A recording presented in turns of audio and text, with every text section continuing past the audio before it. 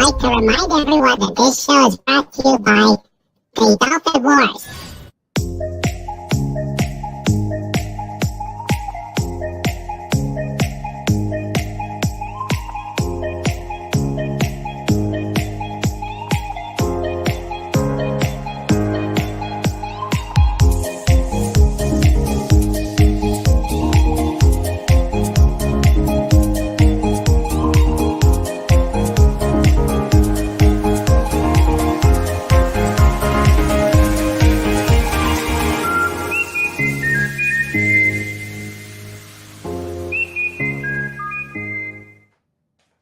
Good evening, everybody, and welcome to King Dolphin Television. I am Raymond. You know me as the author of the Dolphin Wars book series, and I rule the best pod in YouTube. Tonight we have another interesting interview. I have here the honor of bringing on Hungry Boy. How are you doing, sir? Oh, well, the honor is all mine. As I said the last time I was on, you run a magnificent channel. I like the cut of your jib and the way that you treat the chat and the whole community. And that makes it a pleasure to be a guest on your show and a bright spot in an otherwise rather dreary April. I appreciate that. I really do. So, we will get started here. But before we do, please, as always, if you like what we're doing here at the pod, if you love these interviews and all the fun we have, please like, subscribe, and comment. I do respond to every comment that comes out, good, bad, or indifferent, but mostly it's been good. And please, also, if you know anybody that I should interview, please send me their names so I can reach out to them. We are actually working into July. June is full, which is a good thing to have. And so we are working on getting these interviews. And there's going to be a lot of interesting people on. And a big surprise for July 19th. And we're going to continue to make waves. So let me welcome our fantastic guests here in the chat. We have right now Maddie's daddy. Yay! Yay, Maddie's daddy. How's the little one doing? We've got, let's see, anybody else?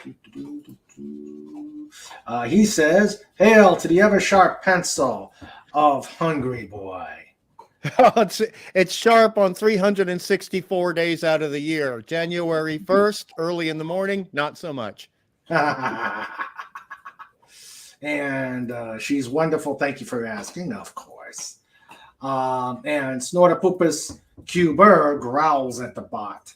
Arr. Yay, Snorty! Yeah. Yay! Hey, Snort. Yeah, I see the StreamYard bot isn't working, or the Stream Elements bot isn't working. No, of course it isn't. Why would it? Let's see. And then, no, my chat would not be the chat as it is without my amazing wrenches. We have the glue keeping this whole mess intact. My producer, my other half, Sandra. Hello, honey. And we have Hooray for Sandra. Hooray for Sandra. We have John Rendell. How are you, my friend? We've got the first, well, he was second today, Legatus Legionii, but he is always the stalwart. Yes. We have the Comic Relief Crusader. How are you, my friend? And, of course, King Dolphin TV would not be the same. King Dolphin he's TV. Fantastic. He's fantastic. Good people. I talk to him behind the scenes a lot. Yes. Yeah. Yes, I like the Comic Relief Crusader. Yes. And we're working on our we're working on our project currently. Mhm. Oh, I love his drawings. I love his drawings on my character. Um, but of course, we cannot have a King Dolphin TV chat without our amazing, smarter than the average Snort Poopas! Snarky. Oh, .com. Ah, let's do it. Let's do it. I love that. Yeah, mini snort's cool. Mini snort. I like Mini that. snort, yeah. Well, some have called him the son of snort. I call him mini snort. We ought to have a poll to see who's which name should go. Tony Stark did a pretty good move. Made a comment, and then Fet for Hire did a cool movie poster for Mini Snort. A couple of them. It was cool. All right, so we've had Hungry Boy on before. So what we're gonna do, my questions will be short, so have your questions ready to go. And let's see. Oh, finally, the bot. Yes, for all things Dolphin War, there's the link tree. Link tree is cool. It really is. You don't have to memorize 18 gazillion link addresses. You can put it into one, and and it'll pull up a list of all the links that you have. Oh, interesting. Yeah, it's really cool. I've got King Dolphin TV on there. I've got the links to my website, Amazon, everything that has to do with Dolphin Wars. Yes. Hello, Tim the Enchanter and Starker of Iron. How are you guys? Welcome to the chat.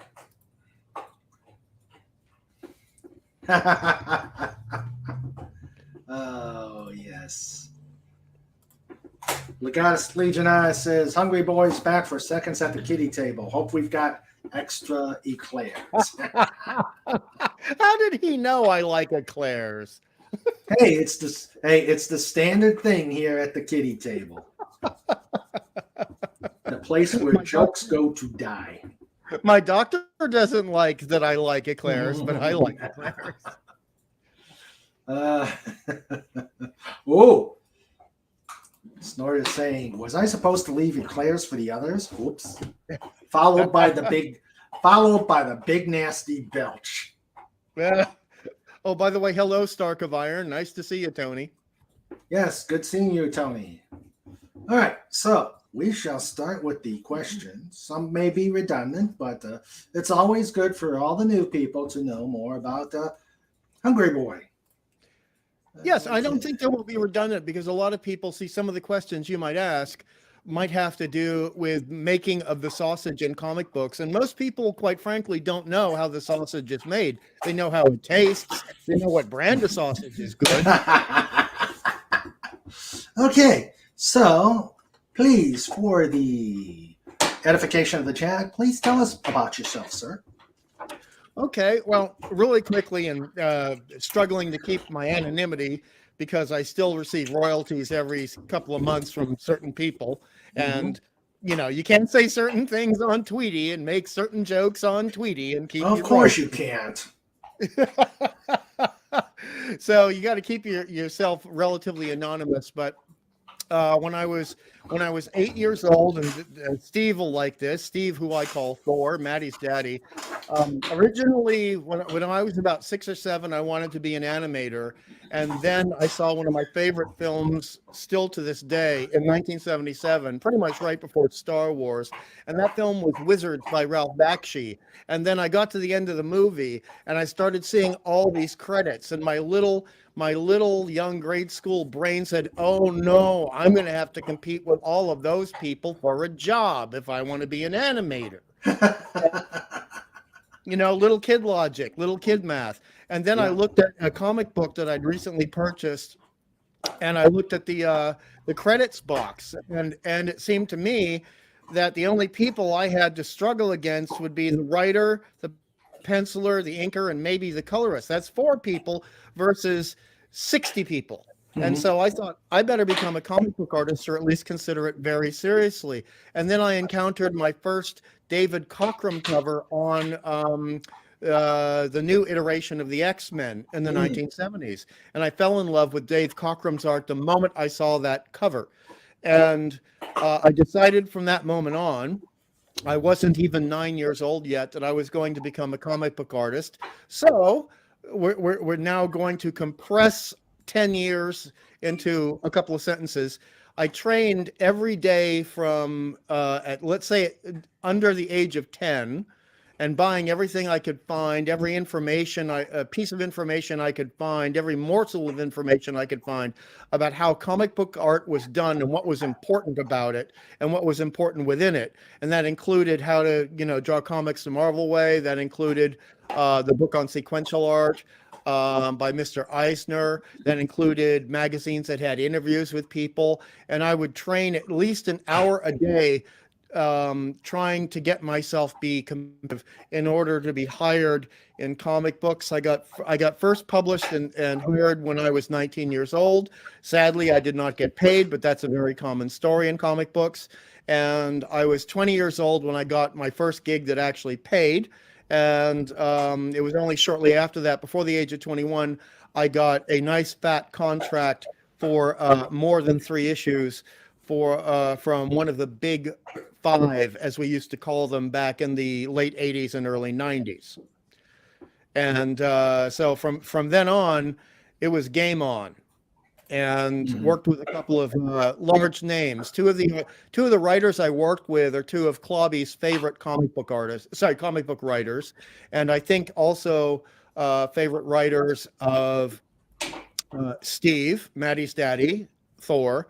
And that was a big challenge, because if you know the work of people and you're not just some like imbecilic narcissist who thinks that the world is lucky to have your art, you're realizing that you are lucky to have the job they're offering you, then you can get stage fright very easily. You can have stage fright as a comic book artist, as a penciler, and as an inker, just as much as any actor who's getting their first television or movie gig. And so and then I did over 10 years of work after that. And that's pretty much it for me for the introduction. Okay, great. We have... That wasn't too much. No, that was fine. That was Okay. fine. And actually, I'm not going to make a comment on who I think you were talking to. But his initials are... Well, never mind. We can do that in the green room, man. We can do that in the green room later. Yes, we can. Yes, we can. Although I think other people know what I think of the person. Yeah.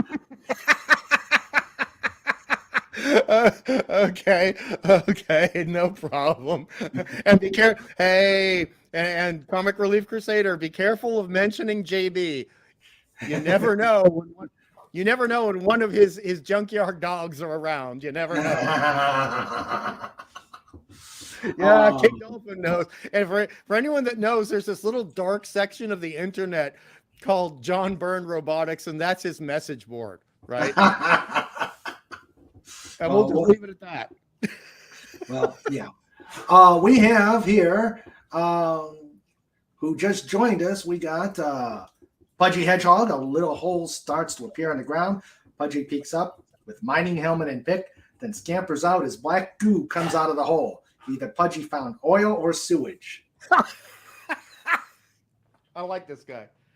And asks, waves, hugs, and checks to see if I own the mineral rights. No, I'm not. I will not say. And then we have the lovely and amazing anti-derivative Jill, please. So to her channel. Oh, and yeah, definitely, because Jill does a whole bunch of reviews that are fantastic on her channel and also other people's channels. So she's just now, you'll like this, King Dolphin, she's just now getting into the original first season of Lost in Space from the 60s. Nice. And she has great comments and opinions and perspectives about that. She also weighs in very beautifully on Star Trek, the animated series, and she's reviewing all the original series episodes for Star Trek. And if you want entertainment, but you also want very salient with a slight academic bent viewpoints on all this wonderful science fiction, you got to go with Jill. Exactly.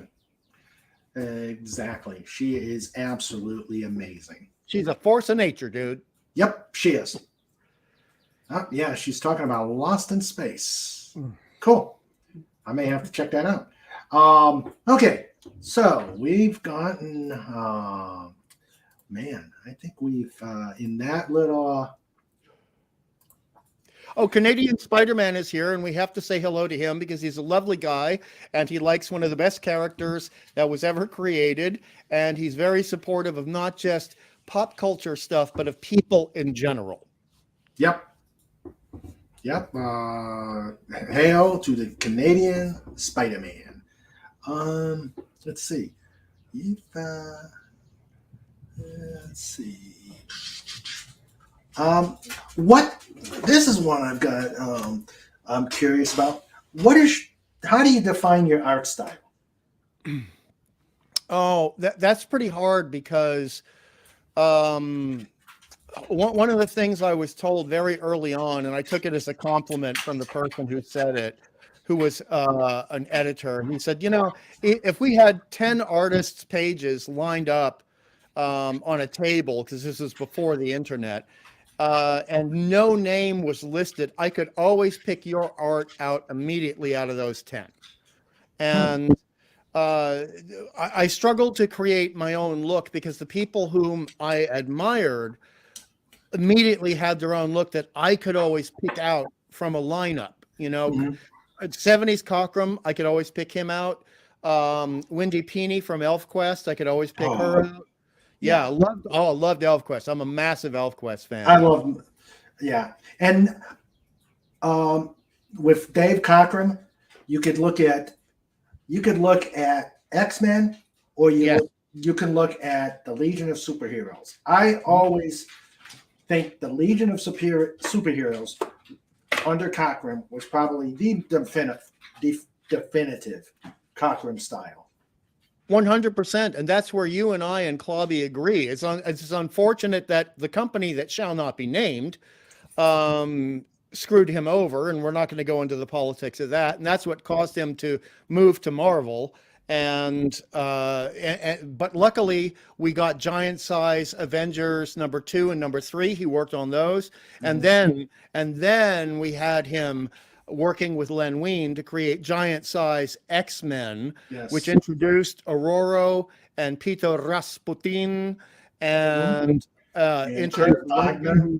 Kurt Wagner. Oh, I love Kurt Wagner. I get goosebumps about Kurt Wagner. And luckily, they kept on Scott Summers, which was integral to the psychology of the comic book. And that was very much the type of comic book that was seducing my creative elements and young mind and saying, this is good drama, but this is great art. And you need to combine good drama with good art to have the best comic book. Yes, I agree totally.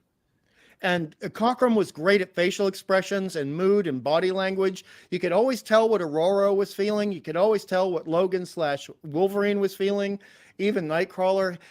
He was fantastic at expressing emotion, but his work was simultaneously organic and yet refined in a almost sultry way. His work had a sort of a Sophia Loren feel to it, whereas Byrne's work was more along the lines of a 1980s starlet with highly sharp bone structure, you know? Yeah. And Byrne's stuff was very sharp and very on edge, whereas when you looked at Cockrum's art, it was like taking a bite out of the best dark chocolate. Oh, I agree totally. I did not try to rip off those artists. I had to have my own style. Yeah. But they were constantly the torches in the dark cave for me, you know? Now, are you Are you strictly a artist, or do you ink or color? My professional credits, which are have been listed on places like Lambic, which is the Belgian French version of the IMDb for comic book people. I've mainly been a penciler. I've done nearly as much inking. I have done some painting, and I've done a small amount of published and paid for writing in comic books. Okay. Take care, Stark of Iron. Don't work too hard. Bye, Tony. Love you. Take care. Love you, Tony. Okay, so you've done it all. Oh, I have been a one-stop shop on occasion, but I didn't get to do it the way I wanted to do it. But that's very common in the industry. That's not me griping. It's just that there are very few spots to do it. You might know this reference I'm about to list. I know that Maddie's daddy does, and that is doing something similar to the first 20 issues of Warlord by Mike Grell, where it's set in a place called Skartaris, which is the inside the Hollow Earth, because he was working on the Robert E. Howard Hollow Earth theory. Right. And so you had this guy who ended up finding his way into the Hollow Earth, and there's dinosaurs and inhuman wizards and a whole bunch of other stuff he has to face off with. And Grell was writing it, penciling it, and inking it until it became so successful that it couldn't be bi-monthly anymore and it had to go monthly. So Grell was no longer allowed to ink it. And why wasn't he? Pardon? Because of his schedule? Well, the thing is, penciling and inking, they basically, if you're going to do it right, a penciled page with relatively tight detail is going to take, if you're fast, 6 hours. If you're not fast, it's going to take 8 to 10 hours. If you're slow, it's going to take 12 hours. And Dave Finch is notoriously slow in the comic book industry. So was Neil Adams. And inking it, if you're going to take time, as I had a lovely 2-hour discussion with Dick Giordano, who is my inking guru, God rest his soul. And he said, you should be able to ink a proper page in 4 to 6 hours, but he was really fast.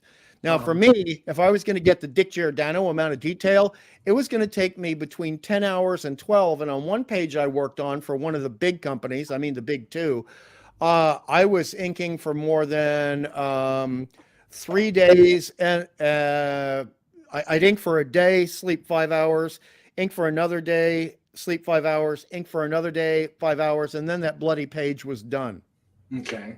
Because every little line you put in had to be done by hand. So if you've got 300 lines in a page, that's going to take longer to ink than something like Nyberg inking Steve Root on Nexus circa 1986, where there's only going to be 90 lines on a page, or Alex Toth, doing 50 lines on a page. The more lines you have, the more time it takes. And therefore, if Grell is going to be doing a whole bunch of lines in detail, they're going to have to hire another inker if it's going to be done every month. Okay, that makes sense. I'm not getting too pedantic with the detail here, am I? No, not at all. Okay. Not at all. And hello, Captain Finity, who says, hungry is the best guess. He'll laugh at literally anything. That's almost true. Yeah, that's almost true. It's almost true. Okay. Well, hail, Captain Finity. All right, let's see. Do you have some more questions, Raymond? I am looking.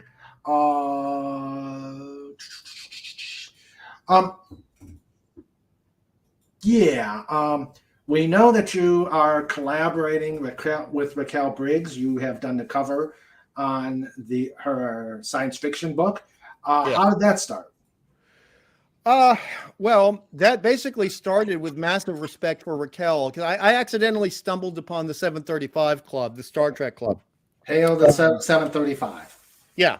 And I just immediately heard this salient, cogent academic woman talking about sci-fi the way I wanted sci-fi to be discussed, not just Star Trek, but sci-fi in general. And she started making these references to classic literature, particularly, and this is her go-to for classic literature. She'll start talking about Mary Wollstonecraft Shelley and the Frankenstein novel, not so much the movies. and I was just incredibly impressed. And there was a little bit of banter between me and her when I was just a person in the chat. Nobody knew who I was. And then eventually, a couple of months later, I had encountered one of her short stories and enjoyed it and paid for it on Amazon, and just said, look, if you ever need a sketch or a little piece of art for something that isn't human, because for me in science fiction, doing something entirely human is boring. I like the monsters, I like the robots, I like the aliens. If you've got something that's alien and beyond the ken of man, I would be happy to do it for you. And I didn't hear back for a couple of months. And then Raquel came back and said, in this beautiful, very humanistic way, I've been looking at the art you've been doing, and I would feel like a fool if I didn't take you up on your offer. I'm sure that the offer now, due to your schedule, is now closed, but if you were willing to do something for me, I would be very honored if you could do an illustration for me. And I thought, yay! Yeah, because I love her writing. I love her what they call the writer's voice, and every writer has a different voice. This is also true in comic books, but particularly in terms of short stories and novels in science fiction. So, Ray Bradbury does not sound at all like Harlan Ellison when you're reading the page. Totally different writers' voices. And I love her writer's voice, and I love the concepts that she had. And I thought I was just going to be doing like this little 10, sort of maybe 8 by 11 or normal comic book printed size illustration in black and white. And she said, could you do the cover? And I thought, oh God. If I'm going to respect her, this is science fiction. I thought, oh God, that means I'm going to have to paint it. And I don't do digital, okay? And I thought, oh, I'm retired. I'm going to have to break out my paints, my brushes, out of respect to this woman. I'm going to have to go full hog. And I was looking at what we had this long, we already talked about this on your show when we were doing the discussion about it. And people can go back and enjoy that discussion with Raquel and talking about her work. But I realized, number one, it had to be hand painted. Number two, she and I had already discussed things, and we had a love of 1960s, 70s, and early 80s science fiction art for covers, etc. So it had to be like that. And then, due to my acumen in this, I thought, I'm going to have to work big. I'm not going to be able to work small. When she sent me what she wanted me to do, which everyone can see on the cover of the book, I realized I'm going to have to work at Hollywood poster size. So basically 2 feet by 3 feet. When I'm used to working in comic books, you're generally working for an image area 10 inches by 15 inches with about an inch to a 3/4 inch bleed area to any side of the image. So I was working on that for over 2 months, putting in a couple of hours per day, unless my body was wreaking havoc on me. And you and I and Sandra have talked about my condition, which we won't talk about publicly. But, it's very similar to MS, where some days you're just in bed. That's it. You're just in bed.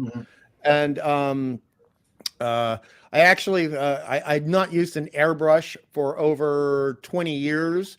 And I realized that a little bit of what would make the cover perfect for her would require a little bit of airbrushing, 10 to 15% of airbrushing. So I went ahead and bought a little airbrush plus compressor kit combo unit.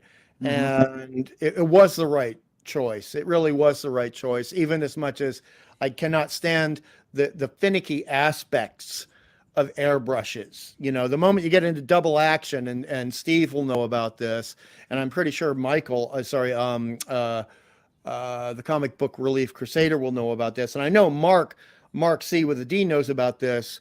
Airbrushes are notoriously finicky, and cleaning them out is hard, and they've got a lot of little itty bitty parts. Yeah, and they're annoying. I had one when I was doing or building models. It didn't last long, and the model building didn't last long either. I hear you, bro. Patience is not my strong suit, and you need patience when you're building models. That's why cookies are better than models. Yes, that's true. That's true.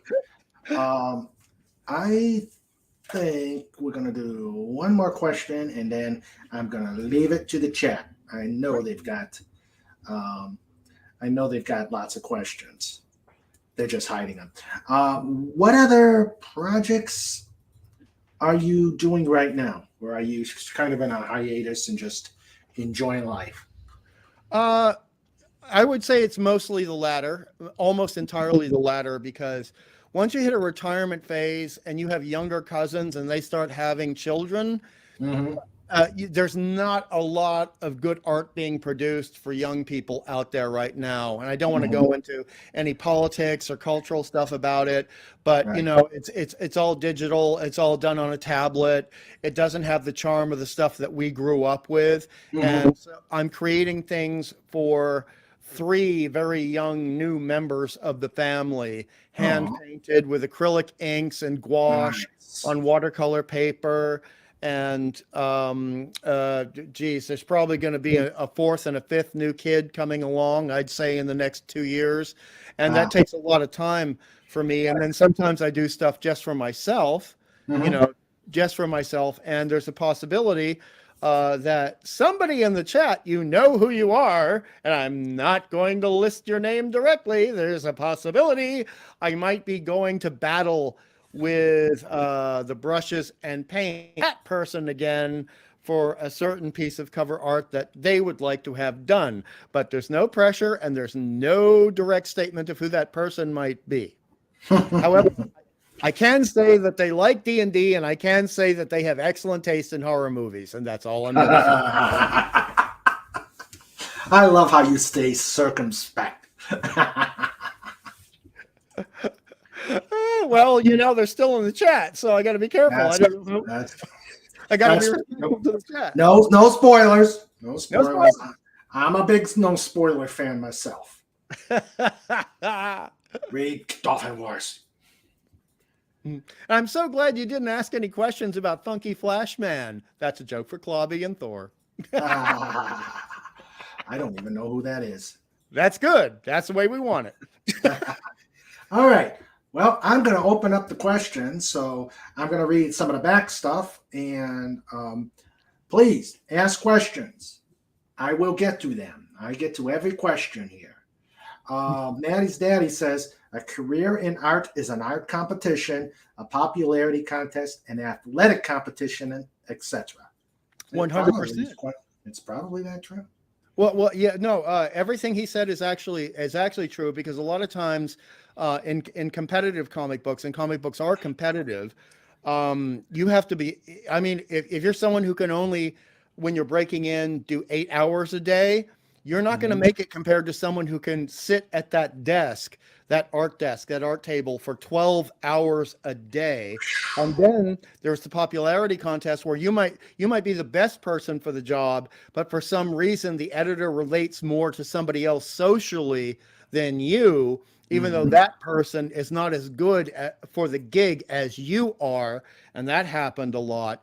And it's also always an art competition, because balancing off what I just said, there will be the amount of public attention and public support you get. And sometimes if you get enough public support, it will counteract the athletic competition and the pure ability and imagination to do the work correctly. And sometimes, as we have seen in recent Star Trek, Star Wars, and all this other stuff, particularly in Marvel movies, they don't want someone who is innovative like Jim Starlin or Jim Steranko. That kind of artist is going to be a threat. And this was happening back in the late 80s throughout the 90s. They want someone who can basically do what will make the editor look good, make the writer look good, and you are the hired hand. I see what you're saying. Yeah. Oh no, we're gonna lose J-Man. Bugger. Well, J-Man, you take care, my friend. There might be some, because J-Man's a massive comic book person. So J-Man, please come back to this later on. In case I'll let you know if there's anything you really wanted to hear privately in DM. But if there's something really good that I think you're gonna like, I'll let you know. Is that all right? Is that okay, Jay? All right. And Great. Thank you for subbing, J-Man. Yeah, this is his first time here. So there. I gave him the I can't really do a dolphin chit. I need to record a dolphin chitter. So for new people coming on, I could do a dolphin chitter. For new people coming on to show my appreciation to them. But thank you, J-Man. Thank you. And joining us is one of our ranchers, Lenrod, and Grace Ailey K, a good friend of mine. Hello, Grace Ailey. I've encountered him in streams often. Lenrod's great people. Yes, he is. And so is Grace Ailey. We did a book signing, such as it was, this past Saturday. Yeah, it was fun. It was fun. Let's see. And Comic Relief Crusader says it was a joke since that intro in 1978, maybe. When he was introduced, he thought he was a comic god. He's good. Don't get me wrong. It's just the ego. I know who he's talking about. I know exactly who he's talking about, but maybe we won't be very specific, but we could talk about the devastation of the honor of Big Barda, and then we'll know exactly who I'm talking about. Yeah, you know.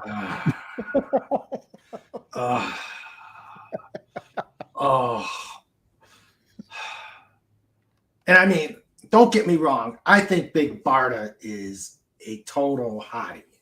Yeah. An Amazonian hottie. And what they did to her was, that's all I can say. Yeah. Just, okay. And Maddie's daddy says, anti-derivative Jill is not just another very pretty face. She's very insightful. I agree totally. We need to get back and doing another DS9 thing. Jill and I do some really good. We don't review episodes. We go into concepts of DS9. That way, we don't step on Clobby's and Raquel's fingers or toes. Yeah. So it's fun what we've done. Jill says, how can I see more of your work without revealing who you've worked for? Oh, Jill, I love the fact that you asked a very difficult question. I really do. Hey, we are all about the hard-hitting questions here. Well, the thing is, there's some work that I can dig around, and hopefully the external hard drives still have them, and I can send them to you privately. But the bulk of the stuff that I spent my time for was published by very specific publishers. So the thing is, and Jill's a good person, so this would not occur to her. People who might not like what you say on Tweety or previously on Facebook or previously on message boards, if they got a beef with you, they will cross-reference your credits and figure out who you are and dox you. And then you lose your royalty. So I have to be very careful about that. So I can only show the stuff that I did for myself. I can't really share anything I did for the companies. Okay. That's wise. But I'll send you some stuff, Jill. If you want me to send you some stuff, I'll send you some stuff. All right. Cobalt Bald Ego. Hello, Cobalt. He says, will we ever see Judge Death from Dredd adapted into a cartoon or movie? That's an excellent question. I admire that question. To be honest, I think the answer is accurately, no. Inaccurately depicted, possibly. Possibly, yes. However, it would be very expensive to animate, getting the whole look correct without it looking like bad CGI from the CW, which is some of the worst CGI in the world.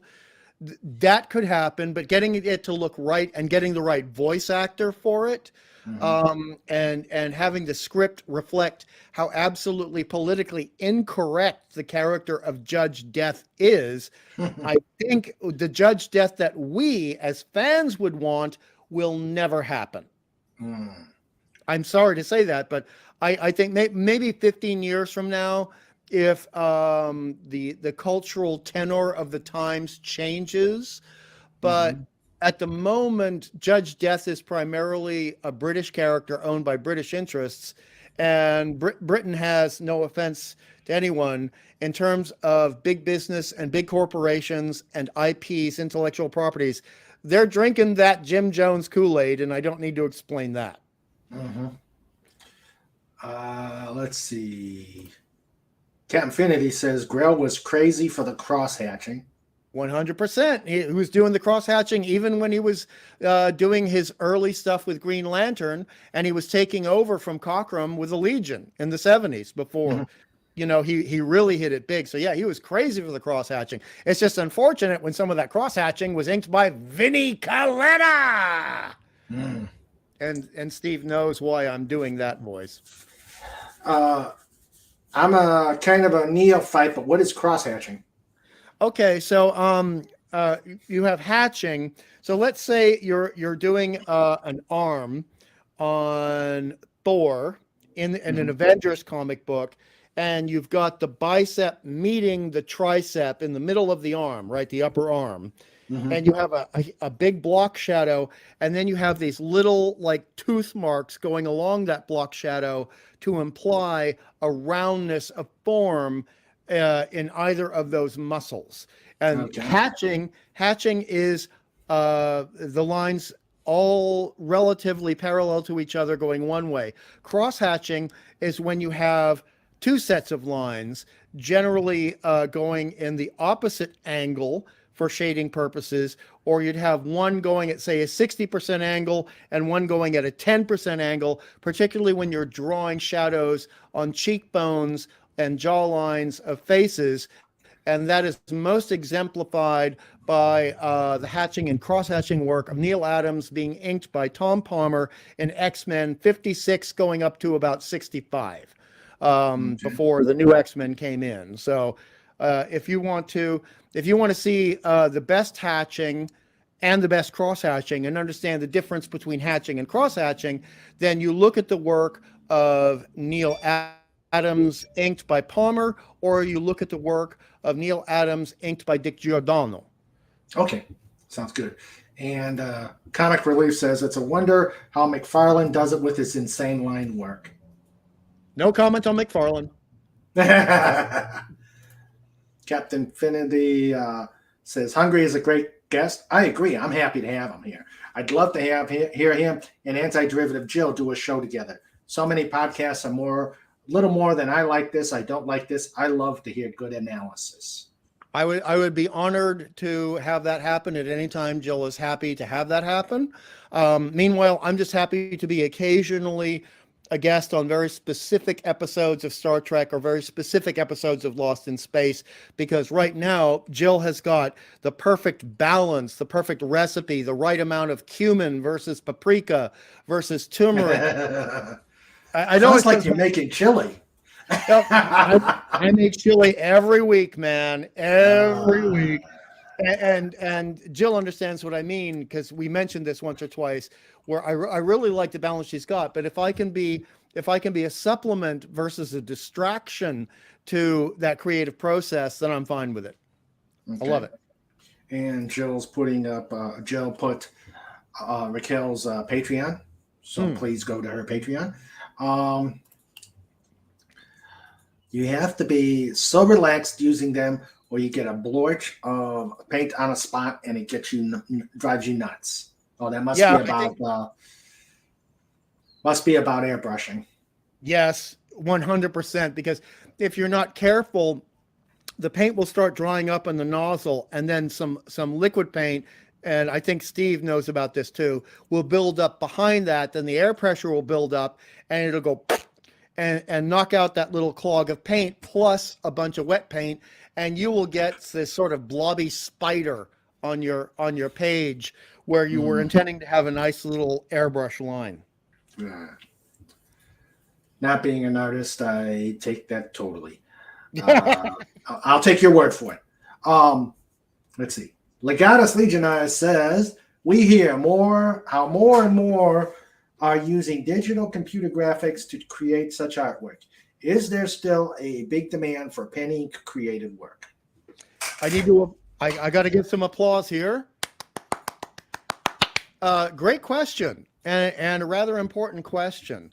When you talk about the traditional pen and ink created work, this is like doing albums that end up being recorded on vinyl.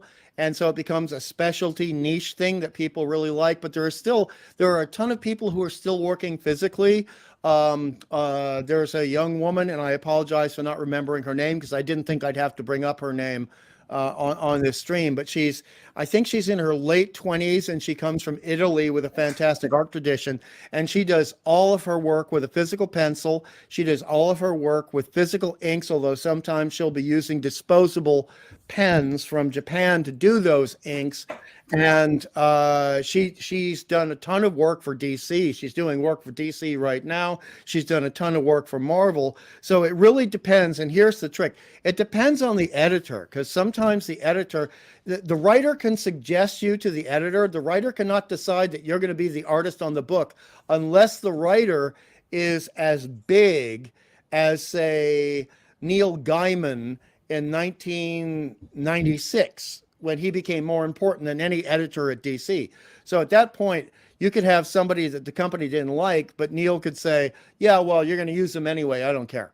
Almost nobody has that amount of power. The editors generally decide who is hired and who is fired. Editors in comic books are like producers in television and movies. So you could have somebody who says, we need a traditional look for this comic or the next 6 issues of this comic book. Who do we know who works with pencils and inks? And they will contact other people, and they'll get a list of people to choose from, and they will look at that, and then they'll make their offers. They'll call someone up in the middle of the night or send them an email or whatever the deal is today. And you will still get a lot of people doing that. And oftentimes in the crowdfunding scenario in comic books, which is becoming the new form of independent publishing, whereas independent publishing back in the 70s, 80s, and early 90s was very traditional comic books, just not Marvel or DC.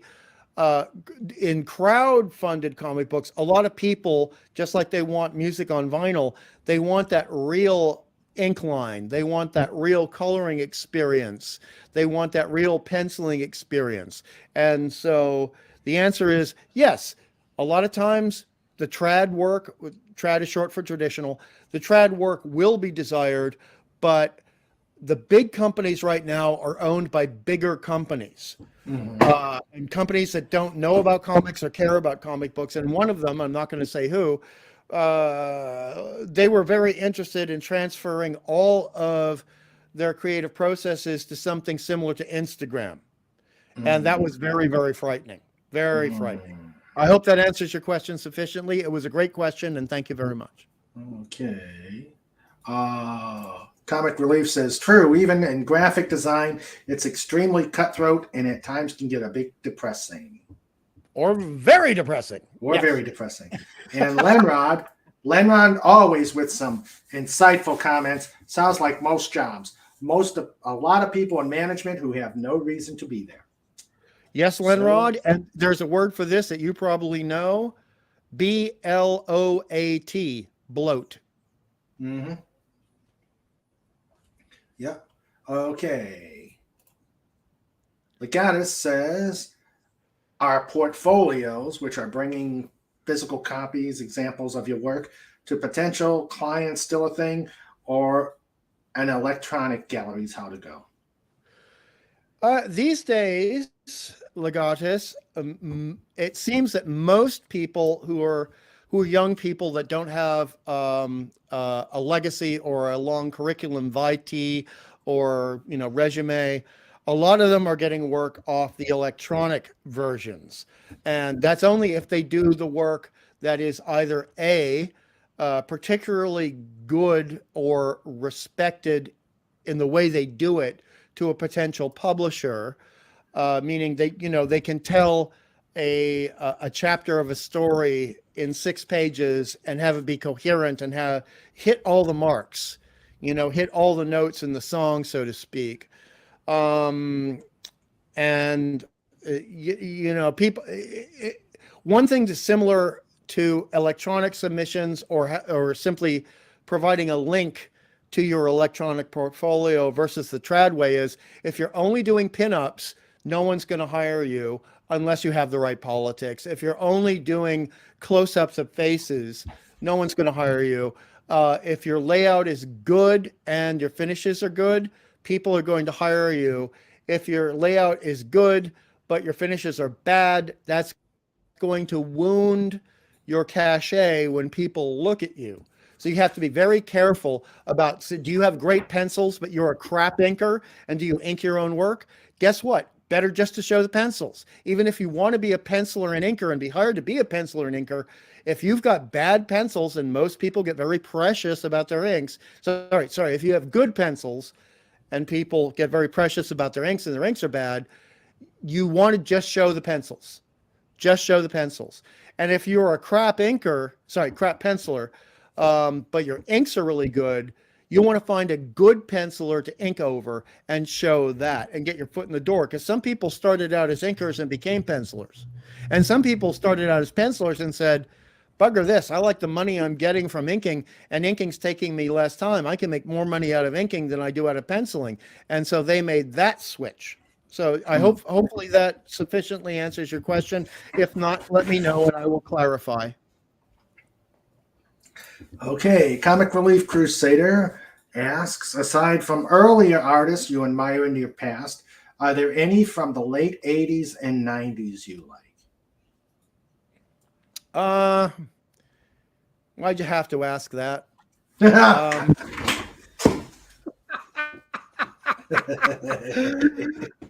I mean, there are some people who came in during that time. For example, a lot of people don't realize Alex Ross came in the late 80s. And I was actually in a room with him in a big house of an editor of an indie that he was doing some work for, but that was at the point where he was starting work on his first stuff for Marvels, right? So I respected his work the moment I saw it. Then there was a guy, and also at the same house. Unfortunately, I didn't get much sleep last night. I can't remember his name, but he's the one that does a lot of very detailed ink wash, in addition to traditional inking, who did the very popular Batwoman series for DC a couple of years ago. John something the third. I can't remember his last name. I apologize, because he's a very nice guy and I did meet him. And then of course you have people like Dan Brereton, who started in the late 80s and was incredibly huge during the 90s and worked mainly with watercolors, just like Alex Ross works mainly with gouache. And I greatly admired Dan's work. And Dan was one of the few people to really bust my chops over still being a smoker in the 90s at various conventions. Dan is an honest guy. I mean, Dan doesn't like something about you, you're going to hear about it the moment that you're face to face. And let's see, who else? Who is? Well, we're running out of time. I mean, yeah. I mean, there are some people, but a lot of them have gone by the wayside. Because the image style took over, no respect for proper anatomy, a whole bunch of rendering. And that was basically like an undertow at a swimming beach that swept 80 good swimmers and body surfers out to sea to be drowned forever and never be seen again. Yeah, that doesn't sound good. I don't know what Elanron says. Who does number 2 work for? Who does number 2 work for? Well, let me tell you, Lenrod, I will not be numbered. I will not be categorized. The good old prisoner one. Were you only inspired by comic artists or artists in general? For example, Frazetta, Vallejo, Julie Bell, Alberto Vargas, Olivia de Bardinis. I hope I said all those names right. Yes, you did. Well done. Very well done. Actually, all of the artists you mentioned, yes, I was inspired by all of them, but also more than, for example, also a person who basically created the way we do pen and ink for print work back in the late 1890s, going up into the 1920s, a name, Charles Dana Gibson, who created a phenomenon in art in print known as the Gibson girl. And he was the first guy to do really great hair in pen and ink. And I was actually having a dinner with Dennis Cowan and other comic book people working for the big two at that point at a certain major convention. And he asked me, okay, young man, tell me an influence of yours that has nothing to do with comic books. And I piped up and said, Charles Dana Gibson. And he blinked and he looked at me and he said, that's a good answer. All right. I can sit with you for the rest of this dinner. And Dennis was very honest, but very, very charming, and he still is. And I'm glad he's still a major force in comic books, but also very influenced by John Singer Sargent, very influenced by an illustrator, Barry Moser. I suggest you look up his work. Incredibly influenced by one of the greatest science fiction, fantasy, and horror artists ever, Patrick Woodruff, who did a lot of covers for Michael Moorcock and a whole bunch of other things. Influenced by people who work mainly in television and cinema, such as Sid Mead, conceptual artists and designers. And let's see, who else? No, actually, we're running on time here, so that's a good list. And with all apologies, that's a fair list. So I think we need to move on to the next question. Okay, and we got the question. Drum roll, please. The hardest hitting question of the night from Pudgy Hedgehog. Question: ponder your favorite cookie, then take the food that makes it unique, and what is your next favorite dessert made with same food item? Whoa! Had to do it so early in the morning when I only had 2 hours of sleep in the past 24 hours. But I love you, Pudgy. Wow. You take no prisoners, Pudgy. You take no prisoners. Pudgy, no prisoners. Wow. Okay. I would say double chocolate fudge cookies with walnuts. Okay. And then my next favorite dessert from that would actually be a traditional cheese Danish, but substituting the walnuts for almond hazelnuts. Ooh, that sounds decadent. It is. Yes. We love you, Pudgy. Thank you. That is the hard-hitting question. Let's see. Racking my brain to ask good questions. So many questions, my brain hurts.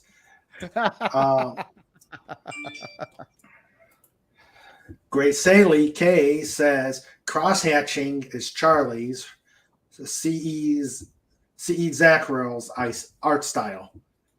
He drew the cover for her books, and he is a great drawer. If you check out our previous show on it, Hungry Boy, I think you'd like his stuff. Cool beans. Yes. Cool beanios, as we used to say. All right, let's see.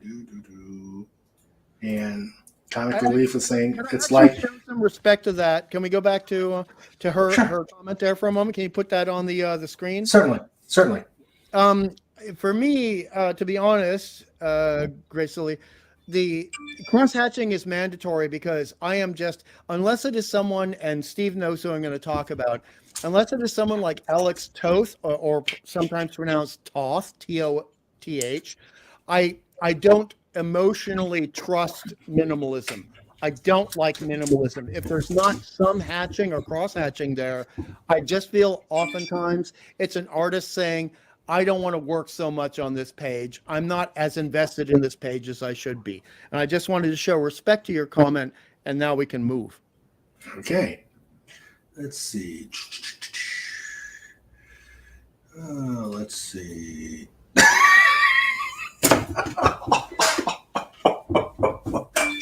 I'll leave it to snort. Oh, I always thought cross-hatching was an annoyed hen laying eggs. Snorty, depending on your editor, sometimes it is. Oh, yeah. Let's see. How does being a comic novel cover artist differ from being a graphic artist? Both makes art to get customers to buy the product. Another great question. Another Mhm. great question. Well, the thing is, and this is like being a cover artist for a comic book and not doing the interiors. You basically have to provide 100% of the information that shows the work is desirable for someone to plonk their money down with 10% of, shall we say, the visual time. So a cover is a split second in time, whereas doing the interiors might be half an hour in time for a 24-page comic book. And if you're doing an annual, and I've done one or two annuals, you've got maybe more than 48, 50 pages. That comes out to the equivalent of an hour-long television program. And if you're doing a full graphic novel, then it's like doing a movie. So the difference is very much like being a film poster artist. And my favorite one is Drew Struzan, my all-time favorite movie poster artist, although I love a lot of the Italian guys and some of the Spanish guys, where he might do the poster for one of the Star Wars films, and he's done several posters for the Star Wars films, but he didn't do the storyboards that bring that whole movie to life under the orders of the director. So when you're looking at a simple comic book page that is part of 24 pages, there are a lot of things you're not going to do. You're not going to spend 3 weeks on one page and then move on to the next page in the interiors. Whereas with the cover, if you might need to do 3 weeks on that cover. And I did over 2 months, over 72 hours. I clocked the hours, over 72 hours of design and painting and underpainting and then painting for Raquel's Science Fiction Tales by R.M. Briggs. So you really have to justify the time, and you also have to take very careful account and make very careful decisions about what medium or mediums you're going to use for a single image versus the interior art images. Okay.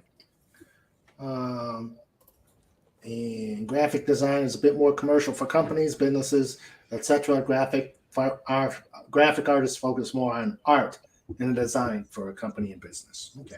Yep. That's why we don't do logos.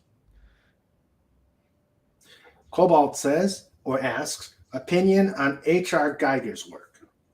I think he was, because he's dead now, he was incredibly talented and he was a visionary. I think a lot of his work was too much for certain people regarding a lot of, shall we say, cultural taste and ethical taste. Mm-hmm. But he was a guy who could work on something that was 4 foot by 3 foot and just start with the airbrush in the top left corner and move across the board or the canvas and get the whole thing done. And he didn't have to do a lot of preliminary drawings. And he was one of the first people, if not the first person, that really intuitively and emotionally and artistically understood and could express the horror of biology being a hybrid with mechanics. And this was done long before the Borg. It was not done before the Cybermen and Doctor Who. The Cybermen did it first. But H.R. Geiger, or Giger, was the first person to show the true horror of that. So looking at a whole bunch of tubes and wires plugged into something that looks like a human infant with certain body parts being replaced by certain mechanisms. I mean, that is horrific stuff, but it takes a lot of guts as an artist to do that stuff and focus on that stuff for the bulk of your career. Okay. Let's see. Maddie's daddy asks, if you could work with anyone, living or dead, in any field, who would it be? Oh, there are a lot of answers to that question. Maddie's Let's daddy. go one. We're going to go one. And this is something that he and I talk about a lot, which is inking. He and I get very finicky over inking because bad inking ruins good pencils. Great inking can enhance mediocre pencils to be a great comic book page.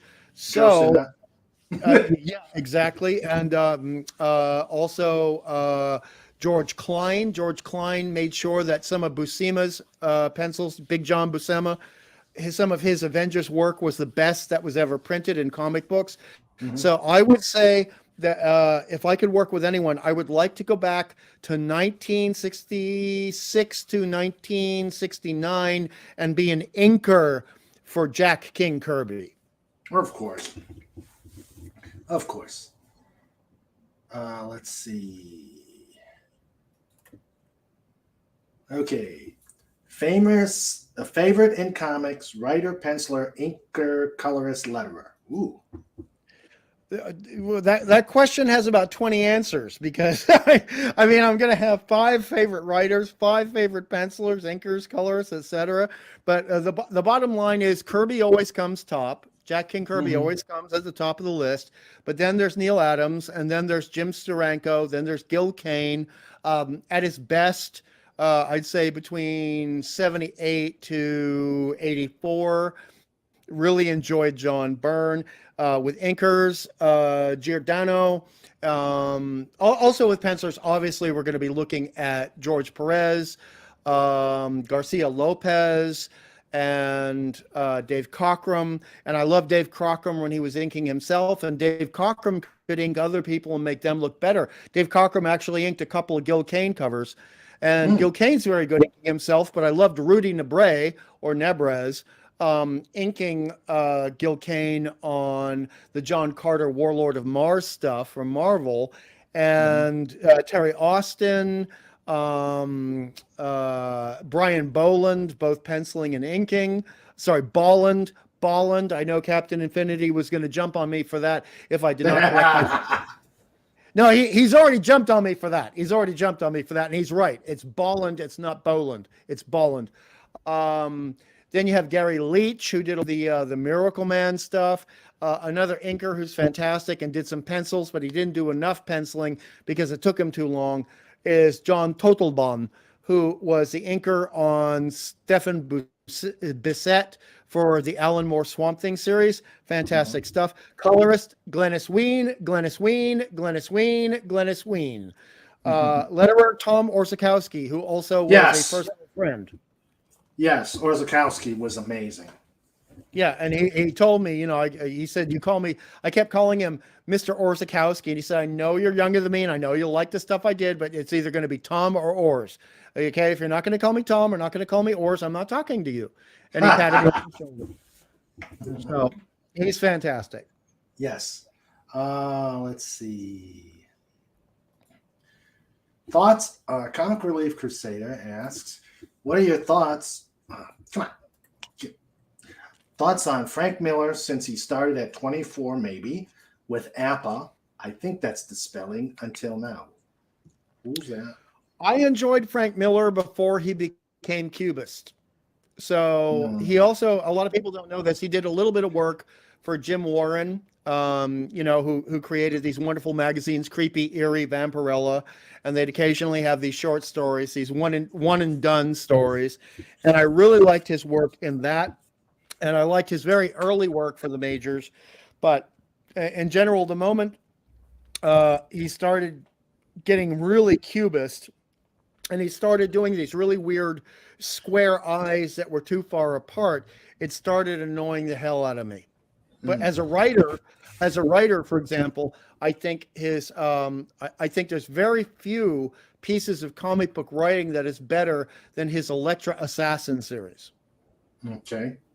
Which was illustrated by Bill Sienkiewicz, who also is a major favorite of mine, by the way. I don't care about his politics on Tweety. Don't care. The man can just paint. The man can paint like an angel sent down from heaven. Don't care about the politics. Maddie's daddy says, will you guys stop, please? Talk Please stop talking about food. Hey, we got Hungry Boy on. Of course, food's going to be a subject. God. It's all in the name, bro. It's all state law. It's state law. State Okay. law. Nice. Yeah. Let's see.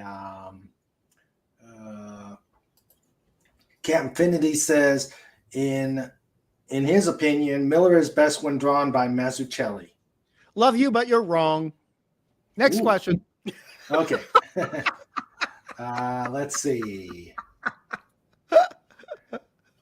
This is an in-joke because we also, Captain Finity and I have had constant conversations about how we shaken. Okay, so he's actually kind of like asking a question. He's joking around with me, and so they're like in joke.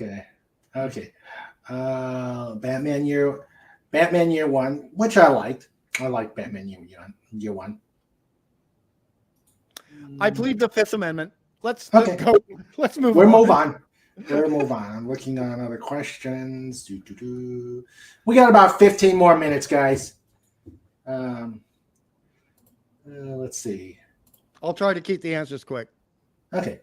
I was thinking more, or we could go further. I just don't want. We'll see how we can do. Let's see. Illustration is a specific skill within graphic design. Yep. 100% true. Mm-hmm. The type of typographer, I think I'm saying that right, ain't the photographer, ain't the illustrator. Also 100% true. And Maddie's daddy says you can always count on, I'm going to massacre the name, you especially, since you just said it, Geiger. Sorry. Not sorry. My show, my rules. Nice one, Thor. Okay. I'm sorry, that's it. I mean, what else can you say? There are certain things you can always count on Giger for, but then he says Geiger. It's Geiger, but this you is can say Giger, you can say Giger, you can say Geiger. And we'll close this out. We'll close this out and move along for time. But it's just like Namor versus Namor, and that's something that Thor and Maddie's daddy has been arguing with Clobby for about what 35, 40 years. Some, if not most, of Geiger's art was, in his words, nightmare-induced, good, weird, and truly memorable. 100% correct. Yeah. He has said so in interviews. Yeah. Let's see. When you see people like a Bob Ross making art look so easy, how do you reply?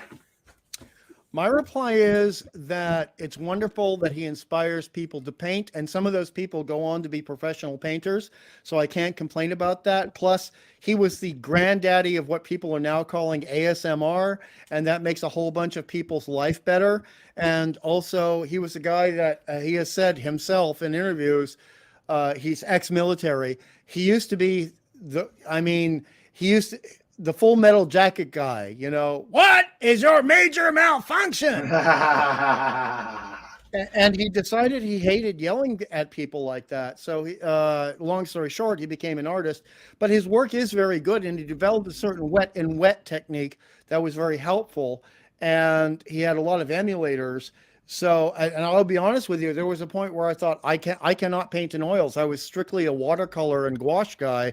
And then I accidentally, when I was living in the United States, I'd moved over to work in comic books. I'd flipped on, I came across PBS, and Bob Ross was on PBS. And I thought, wait a second, hold on, looking at what he's doing, maybe I can adjust this for comic book stuff. And I tried it, adjusting it for comic books, and it worked. So I can have no problem with Bob Ross because I owe him at least $800 worth of work that I created. So I like Bob. I'm a big Bob fan. Okay. Pudgy, again, what's the inverse of Marmite? And Snort asks, Team Ram. Okay. Maddie's daddy says, love Boland, but I'll still pronounce it the American way. Sorry. Fair enough. Fair enough. Let's see. Yes. All right. What's the greatest lesson learned when starting in comics? Deadline deadline means more than final effect. And that ties in with something that I was told by a guy who was a top 5 artist at the time, meaning top 5 earner in royalties and sales. And that person, I'm not going to list their name, said, okay, look me in the eye and listen when I tell you, editors are not your friends. Mm. And that was a really hard lesson to learn because I was very good friends with 2 editors. But later on, the words that person said turned out to be the truth. Mm. Next question. All right. Okay. Do you enjoy doing original artwork, or do you find most of your time is spent doing commission for other people, their characters, etc.? From Legatus Legionine. That's a very good question. I have done a fair amount of commissions, but I would always be very specific about my criterion or criteria for commissions. You know, I would make a list of characters I'm willing to do and put that out to the people who would buy commissions and say, here's a list of characters I'm not going to do. And here's a list of situations I'm not going to do. I said, for example, I like doing fantasy, science fiction, horror, etc. I like the organic stuff.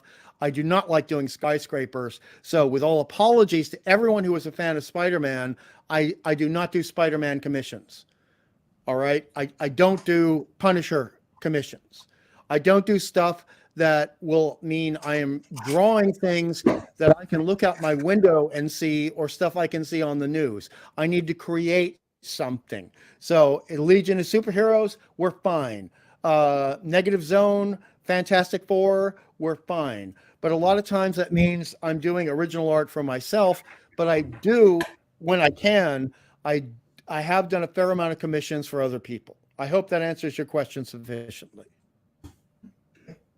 And welcome, Dalek451 and Hi, Dalek. PD York. Hail, Dalek. And PD York, welcome. Yeah, the chat's really funny right now. I'm seeing these comments scrolling up, and I'm trying very hard not to laugh openly and use up time, but we'll keep going. Let's hit the next one. Let's see if we can run this marathon to the end, Raymond. Yeah, let's see. Oh, happy tree thoughts. Happy trees! Happy friends trees. and happy trees. Yeah. Little squirrel. Let's see if we can make a tree for this happy little squirrel. Yeah, Yes. I remember those for the days. Okay. And hello, PD York. Welcome. A brand new person. Where's the dolphin? There's my dolphin chitter. Welcome. Welcome. Comic Relief Crusader asks, well, he just answered this. Do you enjoy doing in-city scenes or more in natural scenes? I think he just answered that. I will just buttress that with and underscore that with like, I hate skyscrapers. I hate cars. I hate trucks in terms of drawing them. So there we go. Done and dusted. Okay. Okay, looking. Looks like we are. Okay. I'm not new. Okay, let me look. Okay. Oh, okay. Papa Delta Yankee. All right. Okay, now I know who he is. Okay. And let's paint a happy woodcutter. Let's paint a happy woodcutter with a chainsaw for the naughty trees. Hey, I have a happy woodcutter. You're going to love it. And I'd also like to add, hello, Mr. Angel. He's one of my favorite people in the 735. We became friends there. He's always a hoot. He also does great analysis of episodes when he's got the time, the energy, and he's not in hospital. Unfortunately, he's been in hospital a fair bit over the past year. And I am delighted to see you here, sir. You always brighten my day anytime I encounter you. Yes. And we have, if you look on the right, guys, we have our happy woodcutter with a chainsaw right there. Chainsaw Pudgy is here. and I think that would probably be we'll let him see us out. Yes, Chainsaw Pudgy. Let's Fantastic. see. Yeah. Let's see. Comic says, when doing scenes and panels, do you think the object or place? Do you think of the object or placement in 3D in your head from all angles? Great question. I don't want this to seem like an easy answer, but yes. Basically, I imagine myself, and this goes back to when I was 20 years old, imagining something like a film set where there was no budget limitation, okay? And being an assistant director or a director or cinematographer, walking around that film set, being on a crane, looking at like, okay, is this going to, Steve will like this. Is it best in a crane shot looking down, which in comic books we used to call a bird's eye view shot? Is it going to be best as a worm's eye view shot looking up, which in films is a Dutch angle or an upshot? Zoom in on the face, zoom out from the face. Do we need to do something at horizontally, or do we need to angle it up a little bit by a couple of degrees and angle over the characters? Yeah, I mean, before I lay out a page, which is before I pencil a page, and this is common for a lot of professionals, you're going through a lot of work in the layout. And you're always thinking, what is, if you're good and you're not like from Tumblr, okay, you're always thinking, what is the most important and impactful? What creates the most visual and emotional impact for the reader? The reader is the person who decides if this page is successful. The reader comes first. Therefore, what is the camera angle that will affect them emotionally the most? Okay. All right. Let's see. I think okay. Snorta Poopa says, if I could draw, I would do scenes of nature with rolling green hills and shapely, leafy trees. That sounds very erotic right there. Shapely, leafy trees. And probably a lot of plump seals. Leave it to Snort. Nom, nom, nom, nom. Okay. Legatus asks, but what if your sci-fi requires metropolis scenes? Star Wars, Coruscant, Blade Runner, LA, Judge Dredd, Mega City 1, etc. Would you then do metropolis scenes? And I'm going to hide as you throw something at him. No, I'm not going to. No, it's actually, again, I mean, just these questions are fantastic from Legatus. Yes. The answer is very simple but very specific. You negotiate a longer deadline because the more detail goes in, the more lines, the more time to create the page, as I said before. So if you're doing something that is a metropolis scene or Blade Runner, you have 4 times as much work to do on the page than if you are doing Steve Rude, inked by John Nyberg, in a space scene, when Rude specifically said in interviews going back to 1992, he was basing all of his Nexus stuff on Space Ghost from the mid 1960s. So you have to negotiate that deadline and say, look, I can do it for you and I can give you what you want, but you can't ask me to do this 24 pages in 30 days or less. It's not going to happen because there's just that much physical work you have to do. I mean, look at chopping a tomato in order to create a salad. You got 5 tomatoes and it has to be diced. How much is 2 tomatoes going to cost you in time versus 10 tomatoes in time? You can only chop so fast. Okay. Let's see. Here in the States, a Dutch angle, aka Dutching, is rotating the camera to get a tilted image. Think Batman 66. 100%.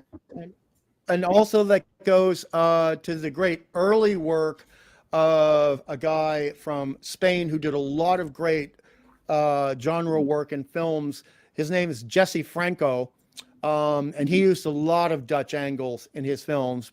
and continued to do so even after he went a little bit loopy-loo, a little bit loony, and his work took on a completely different context, a naughty context, shall we say. But I love the Dutch angles. That was also one of the reasons why one of the greatest horror films that had no gore and no swearing in it ever created was so fantastic, and that is The Haunting, 1963.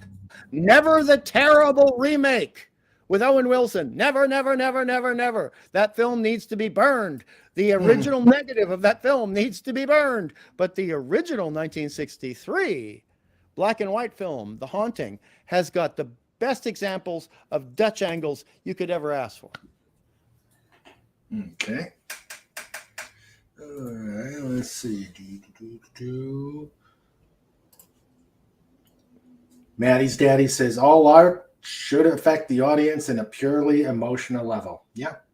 100%. Whether you're going for the Steranko emotional level or, and to reference one of your favorite artists and Klobby's favorite artist, Kurt Swan. Kurt Swan initiates a part of our heart that is not initiated by other artists. So yes, well said, Maddie's daddy. Yep. And let's see. Okay. The comic artist that can and will draw cityscapes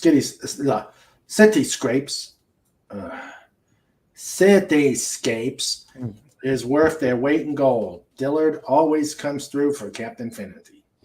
Yes, and I'll just compliment that by saying, number one, you're absolutely correct. Number two, we've spoken about that privately and a little bit publicly. Dillard is an artist working for Captain Finity's writing at the moment, and they are, from what I've seen in terms of the finished art, they are a dream team. They are very much a dream team, and I'm glad they found each other. I'm looking at Legatus's next question, but I'm going to go to, and I think we've answered this. Comic relief, favorite medium to use when making art? Okay, if it's painting, I'm going to go with acrylics, using some additives to slow the drying time. When it comes to comic book art, I am a hardcore traditionalist. So 2-ply bristle board, vellum finish, HB pencil, sometimes using a 3H hard pencil to lay things out, just like Dennis Cowan and other artists would do, finishing an HB pencil, then inking with a good quality ink, such as Sailor ink from Japan, and using traditional nibs, such as the Hunt 100, and also the Elf Globe nibs, and sometimes using a certain trick from Dick Giordano, where he said sometimes you use a fountain pen, but you just make sure it's a fountain pen that's not going to get clogged by traditional ink versus the water-soluble ink that generally comes in fountain pens. Okay. I've got a question on to go on top of that. What about normal, like Bic ink pens? I'm sorry, you're roboting there. Could you repeat the question? What about Bic ink? Bic pens. Do you mean the ballpoints, or do you mean the ones that you ballpoints? They don't have the line. They can't control the line properly. If you're doing a comic book that's going to be toned, like some of the toned stuff from the 1970s Warren magazines, Eerie, Creepy, Vampirella, etc., then I think that's fine, because there's a lot of really kick-ass ballpoint Bic pen art being done. But if it's going to be in a genre that is traditionally penciled and hard ink line, I don't think Bic pens are the way to go. Okay. All right. Let's see. Okay. I love how Legatus Legionary speaks out for me. If King Dolphin TV hires you to adapt Dolphin Wars into a graphic novel, is doing a one-shot or a multi-issued limited series the way to go? Ooh. Well, first off, out of respect to our host, we've spoken a little bit about what he's got going on behind the scenes. So am I free to answer that? Comic, what do you think? Let's wait for Comic Relief to... I'm not stepping on any toes here. Just like you said, you're not going to step on any toes. Right. I'm waiting for a comic to give me a yay or nay, but we'll wait. Let's move on to the next question, and then we'll come back. Right. Snorter Poopa says city scrapes. Yeah. Yes. Maddie's daddy says my favorite medium is Madame Cleo. We're Sorry, old. not so- We're old. We're going to make 80s jokes, and I appreciate that. I appreciate that, Thor. I remember, oh man, I remember like, okay, there's the movie on Cinemax has just ended. You hit cable, there's Madame Cleo. Yeah. Yeah. Nice one, Thor. Nice one. Mr. Agent says, question. During creating, I don't see where the question, during the creating process, is chaos good or distractions and clutter shall be eradicated? Well, Mr. Angel is actually a professional chef, not just cook, but a professional chef. So a lot of what you do in comic books, I've come to learn after I started to learn cooking, is very similar to cooking. So the thing is, it's a combination. So I need, and he'll understand this, I need a certain, if it's going to be something like Jim Starlin's Warlock from 1974 to 1976, I need the music playing in my ears, creating the chaos in my head, but I need what I'm working with on my table. Okay, on my table, I need that to be organized. I'll need my pencil sharpener or my knife to sharpen HB pencils, wood pencils right there. I will need my ink in a certain place. I will need my brushes in a certain place and my nibs in a certain place so I can just reach for them and grab for them just like a chef would grab for the right knife at the right time. Okay.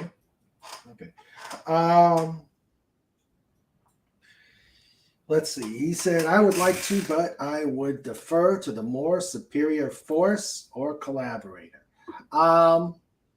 Let's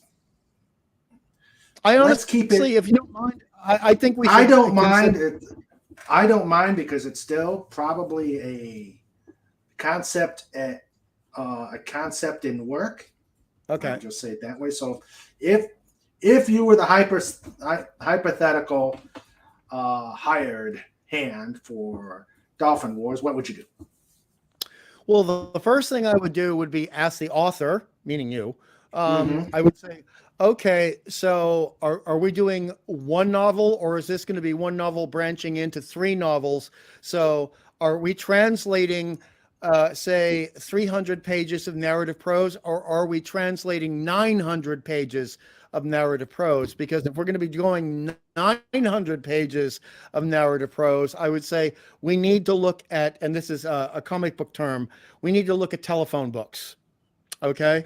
So I would have to design everything in accordance with doing something that was over 200 pages in a graphic novel format to stretch everything out and be thinking from page 1 to page 900 how that was going to play out and designing the covers in my head.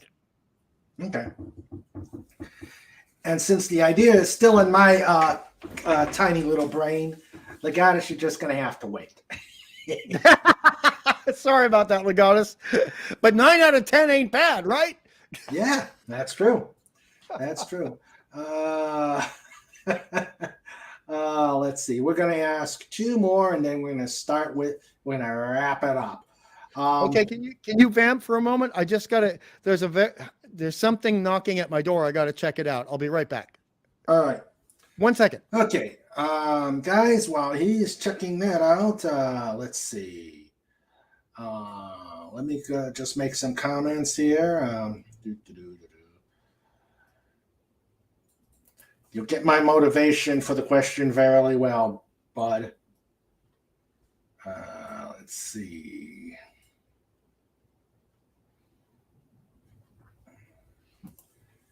However, I know when I'm beat, but would love to learn alongside greatness. Humbling oneself means to be. I'm going to read this when he's here. Mr. Angel says it's a combo between OCD and chaos. Yeah, Snort a poop ass. White acrylic spray paint on a whiteboard. Yes. Yes. Comic, let's cue the pudgy intermission music. Okay, I'm back. That was not a All problem. right. No emergency. Say what? I said no problem, no emergency, just an animal. Oh, okay. Don't you hate those animals? No, I love the animals. And it was a cute Yeah. little blue tongue lizard. So I just like, no, hold on. I'm on a stream, buddy. I'll just put you back in the plants. Okay, you'll be fine. But no knocking on the door today, at least not for 2 hours. Yeah. But I'm wondering, wait a minute, I'm not going to dox you, but you're in a place where every animal wants to kill you. Well, 50% of them, okay. Oh, let's see here.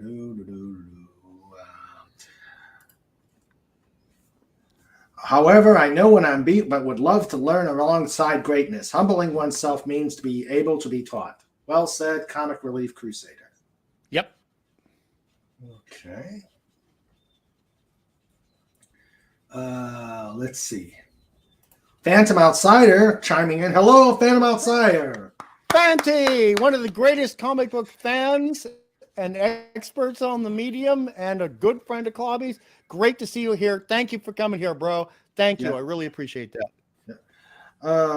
He asks a silly question, as everyone else has been serious. How would you depict the following two scenes? One, Iceman, White Tiger, and Snowbird versus Snorter Poopers, Q-Bird in a whiteout blizzard, and two. Oh, I'm going to answer that for Steve. And if Steve's still here, he's going to laugh. Okay, he's going to laugh. I would, because I've brought up certain filmmakers and like Jesse Franco, but Mario Bava, an Italian filmmaker, is even more important to me. And he created one of the films that I introduced to Raquel R.M. Briggs that she adored and said so on the Clubhouse. And the thing is, at that point, since all these characters are incredibly white in a white background, what you do is you light hard lighting. So you get hard shadows on the contours. So they're all still white and the background is all still white, but you get shadows that create the form. Okay. But then Snorter Pooper says, white acrylic spray paint on a whiteboard. Yeah. I've seen too much of that at the Sydney National Gallery. I don't want to talk about that, Snorty. Black Panther, shroud and cloak, fighting the shade in a coal mine at midnight. LOL. Sorry, Hungry. It's the suspense that gets me. It's the same answer. You do hard lighting, you get a good hard spotlight on Black Panther and any other characters dressed mainly in black and a room full of black. You're going to get some of those highlights, and that's what happens. And Fanti knows what I'm talking about. That's what a lot of what Frank Miller was doing in Sin City, right? And occasionally Steranko was doing that in 1968, 1969. Same answer. It's a great joke, Fanti. I am laughing, but I'm here to be answering honestly as an artist on Raymond's channel, so I got to give the big answer, I'm sorry. The big cookie. I got to give the big cookie, not the little. The big cookie. Okay, let's see. Okay. When and if your creator, question, when and if your character created for a comic, what is your process? Okay, well, that's going to depend on whether or not I'm creating a character for a writer who gave me a brief, and I've done that, or whether I'm creating a character for my own, and I've done that as well.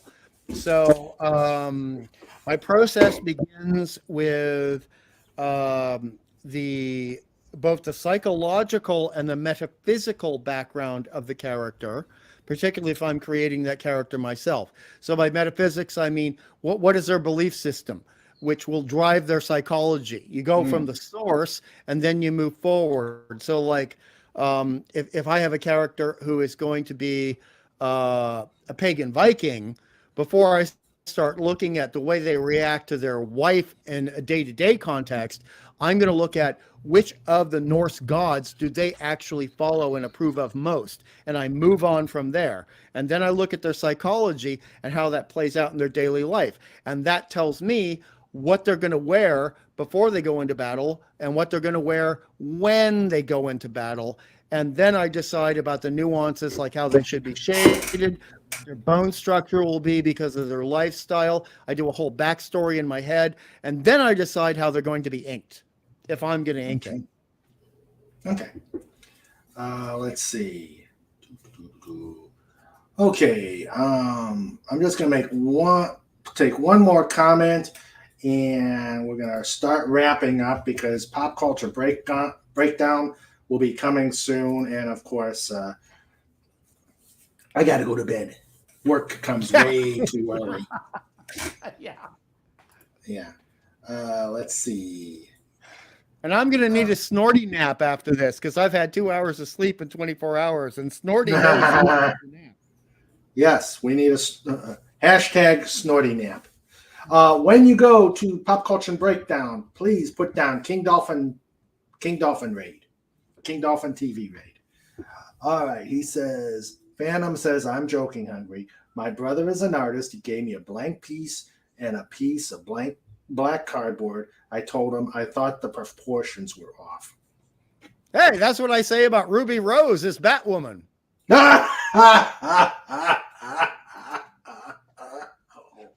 Oh dear.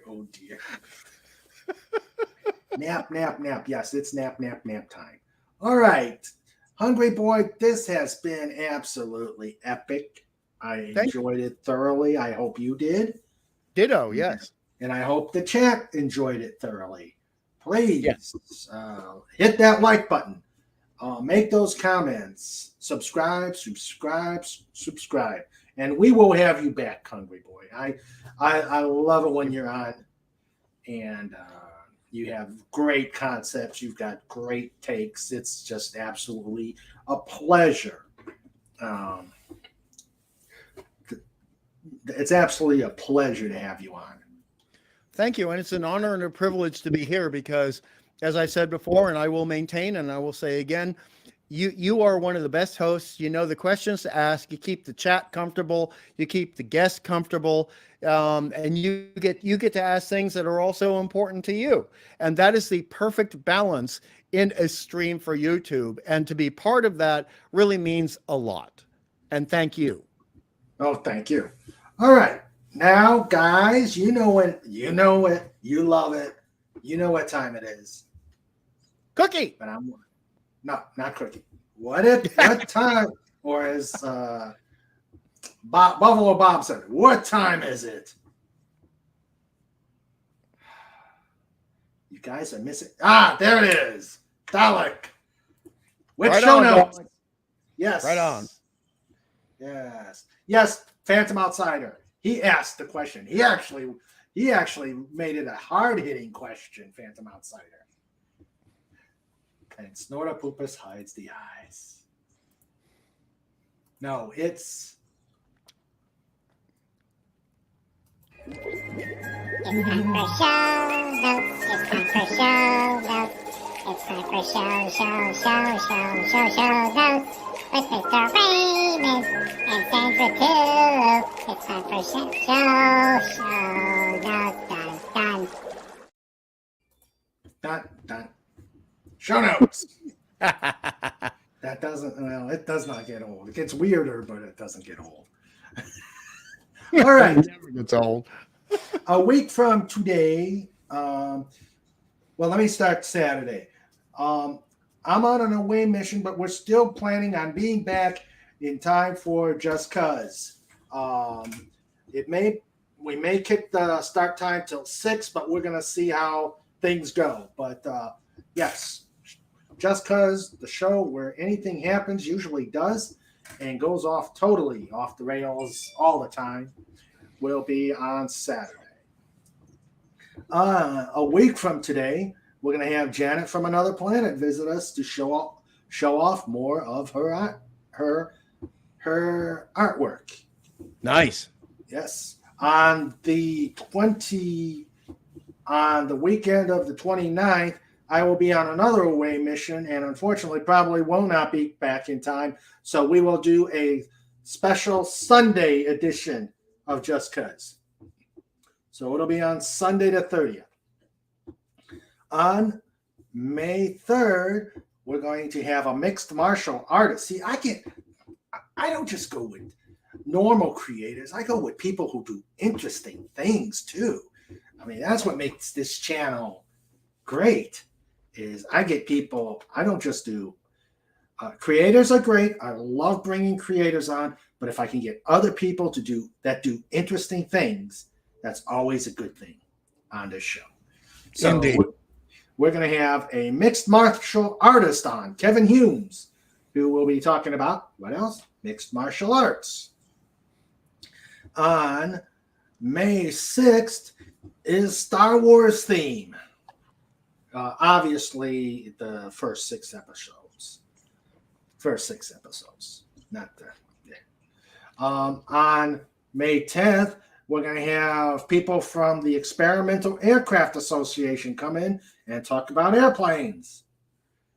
And more of the airplane theme, we will have the return of the 99s racer team from the local area talk about the Air Race Classic that's coming up in June. So, and then Just Cuz will be every Saturday except when I have to do away missions, and we do it on Sunday. So please come in for Just Cuz and have a great old time. So that is our show notes. Let's see. Snorter Poopa says, the show where anything can happen, whether you want it to or not. Yes. Pop Culture Breakdown. Yes, go to Pop Culture Breakdown and make sure you say King Dolphin TV Raid. Thanks, Sandra. Thank you. Thank you. In the private chat, put your channel out there or whatever you want to plug, Hungry Boy, as I play the outro.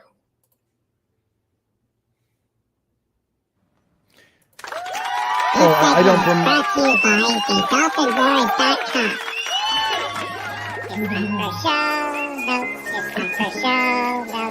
It's time for show notes. It's time for show notes. With Mr. Raymond and Sandra too. It's time for show notes.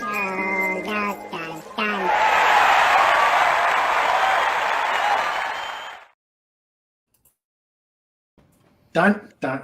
Yeah, hopefully you'll make it, $451. It was a good show. Let's see. Okay, sounds good. That sounds fair. Hungry Boy. All right, so let us say goodnight to everybody who was here. This was a great showing. I am so glad everybody was here. We will start with the amazing chatters who were here. We had Canadian Spider-Man. We had Captain Infinity. Cobalt Bald Eagle was here. We had Grace Haley K. Please read her books, the VAC Chronicles. Great stuff. And she's a good friend of mine and a great author in her own right. We had J-Man. We had Maddie's daddy. Thank you very much. He says, great show and good night all. And say goodnight to the little one as well. We had Matt G. We had the chef, Mr. Angel. We had P.D. York. We had the amazing Phantom Outsider. Sean Carter was here. And those were all our chatters. And now the amazing wrenches who were here, who keep things safe and also interact with some fantastic questions. First off, the amazing Sandra, our producer, keeps me intact. We had the amazing anti-derivative Jill. Thank you for being here. And please subscribe to Jill's channel. She does give some fantastic reviews. And she is amazing. She's funny. She's very funny. You know, people don't understand how funny Jill is. She's hilarious in that quiet, understated way. She's just a delight to listen to. Yes, she is. I enjoy listening to the shows as much as everybody. I wish I could be on there, but I work. I work and unfortunately don't get to listen to it as much as I can. Donlet 451 was here, and hopefully he'll be there on Saturday. We had the Fez for Hire, John Rendell. We had the first one in, last one out, but not tonight. Legatus Legionai, who had some amazing and fantastic questions. Yes, you are always questions. Salient. Yes, salient. We had Lenrod. Here, but he had to go back to work. And we had the hard hitting, the force of nature, Pudgy Hedgehog, with those hard hitting questions that make everybody think. Hey, Pudgy Hedgehog. I nearly fell over with that dessert question. I admire that. Tony Stark, the Stark of Iron, was here. The fantastic comic relief crusader. And as we have talked, he and I are working on a project. I'm being the slowpoke because I got to learn everything by scratch. We had the Tim the Enchanter. Hello, Tim. Glad you were here. Oh, Dollop's going to see the Super Mario movie tomorrow. Cool. Let us know how it is. Let's see. And, of course, always have to give this bear his due.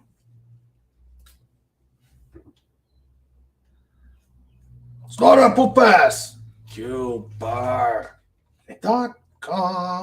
Ah! I love that bear. You're the best, Snort. You're the best. Now get this guy out of my hair. Out of my you know what.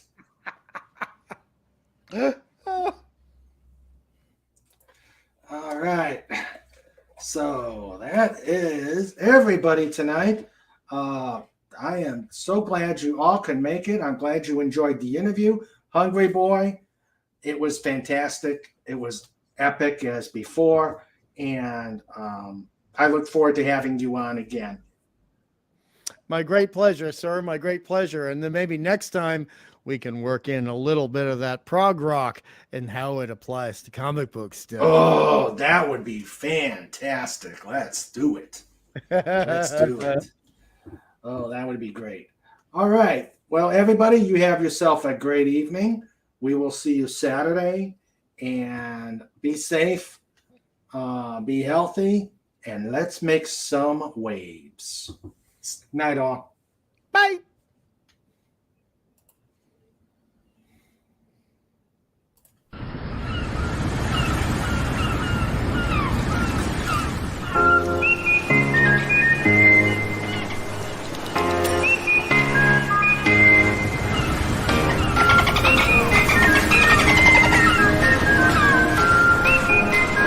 This segment is brought to you by the Dolphin Boys